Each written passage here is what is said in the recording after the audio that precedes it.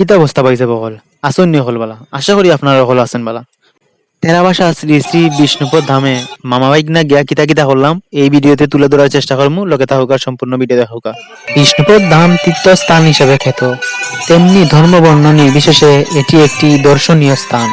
প্রতিদিন শত শত মানুষ ভিড় জমান সেইখানে। আগত দর্শনার্থীরা বিশ্বাস করেন ভগবান বিষ্ণুর পদচিহ্ন দর্শন করে যেমন পূর্ণ লাভ করেন, তেমনি এইখানের মন্দিরের সৃষ্টিশীল কারুকাজ আর প্রাকৃতিক পরিবেশ দেখেও তৃপ্ত হন।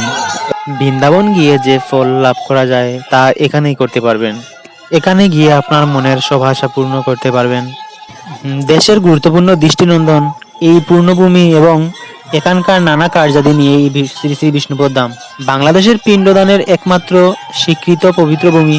মৌলভীবাজার জেলার রাজনগর থানার তেরাবাসা বাজারে বিষ্ণুপদ শ্রী শ্রী ধাম মৌলভীবাজার জেলার সনাতন ধর্মাবলম্বীদের নিকট অতি পবিত্র শ্রী শ্রী বিষ্ণুপদ ধাম। প্রতিদিন শত শত মানুষের ভিড় লেগে থাকে এই মন্দির দর্শন করার জন্য।